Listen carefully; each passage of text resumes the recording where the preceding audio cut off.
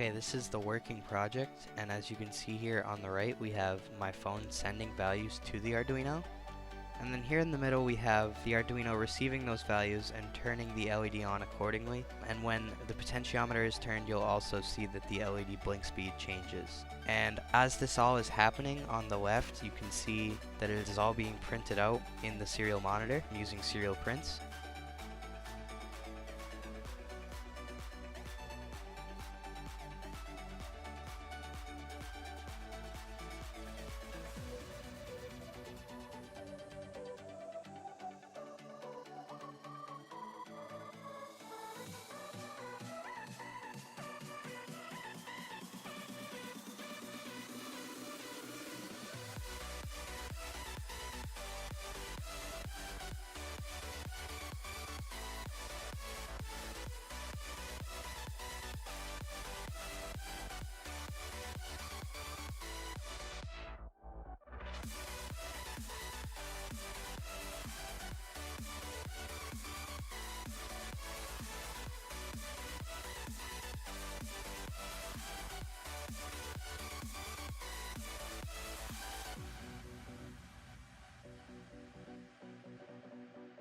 Okay, now we're going to transition into the circuitry and program explanation for a more in-depth understanding of how this works. Okay, this is driving an RGB LED with your cell phone and BLE. So how this works is our cell phone here in the bottom right, we're going to use that to input values, which then the Arduino here is going to read and make the RGB LED blink different colors. So when a 1's inputted from our cell phone, the RGB LED is going to be blinking red. When a 2 is inputted, it'll blink blue. And when a 3 is inputted, it's going to blink green. And the speed of those blinks is going to be dictated by our potentiometer here. So depending on how much the potentiometer is turned, the RGB LED will be blinking at different speeds. Over here we have our potentiometer, which this first pin here is set up on 3.3 volts positive DC, and the back pin is the ground pin for the potentiometer. It runs to ground on the Arduino board just like the LED does. This middle pin runs to the A0 pin on the Arduino board, which is an analog pin. So the Arduino is going to be reading the value of the potentiometer. And here's the schematic for this project. So once again, we have the red pin of the RGB LED plugged into pin 9 on the Arduino board, running through a 100 ohm resistor. Pin 6 is the green pin on the RGB LED, which is also running through a 100 ohm resistor. And pin 5 is the blue pin, also running through a 100 ohm resistor. Like I said, these are load resistors, and then we do have them running back to ground here. Here we have the potentiometer again, where we have the analog read pin here and our 3.3 volts pin here, and then it does connect back to ground here. Okay, this is the code for driving an RGB LED, again using BLE and a potentiometer. This first line of code here includes the Curie BLE chip. So basically the chip that allows us, or that has the BLE software on it, we're including that in the code so it knows to use that. After that, we are setting up the BLE peripheral, which is the Arduino board that we're programming, and setting up the LED service for BLE. And we will also be setting the BLE characteristic.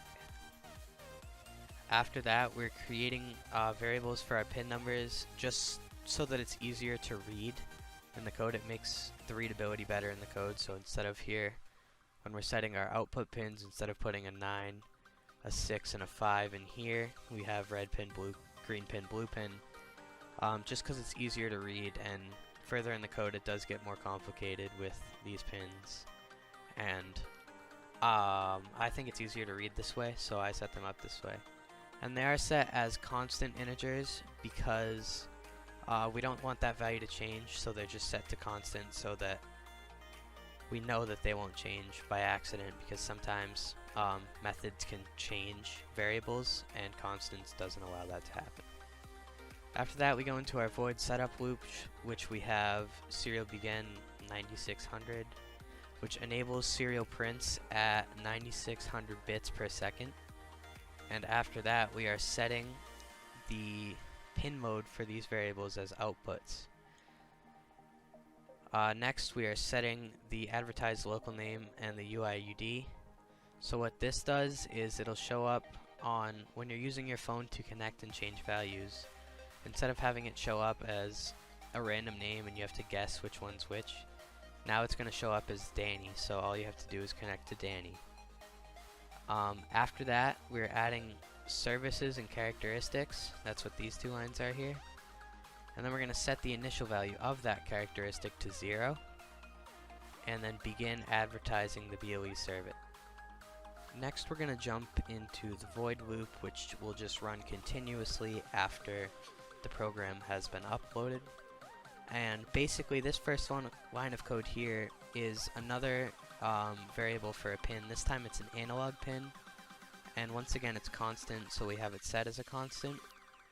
The only reason that isn't up here with these variables is because it doesn't need to be a global variable, because it's only used in this scope, so we have it set as a more local variable.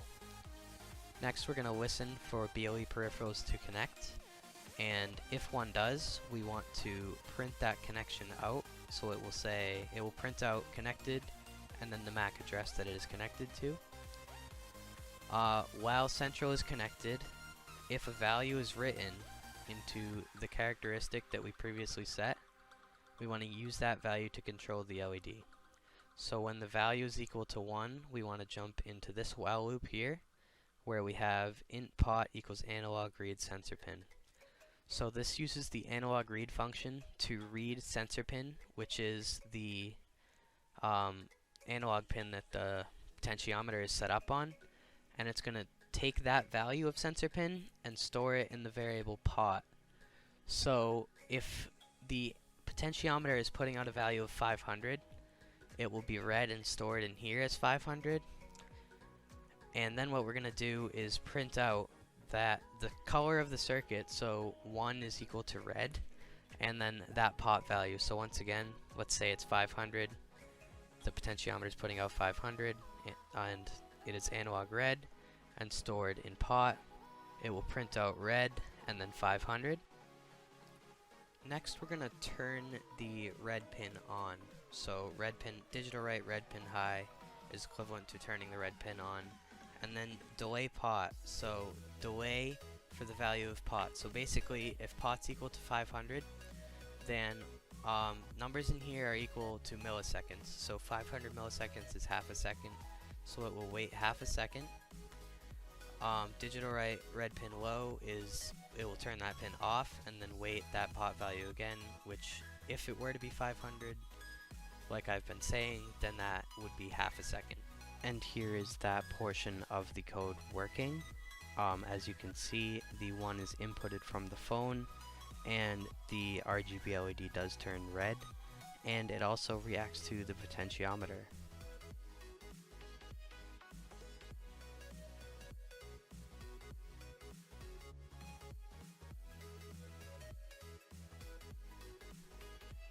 And when a 2 is inputted, we're going to have it do the exact same thing here, except the LED is going to blink blue.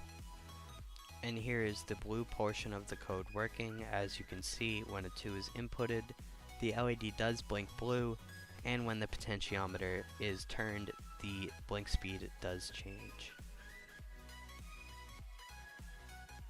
And lastly, when a 3 is inputted, it's going to be doing the exact same thing again, except it will blink green. And as you can see, this is the green portion of the code working correctly. When a 3 is inputted from the cell phone, the LED begins to blink green, and as the potentiometer is turned, the speed of the blinks changes as well.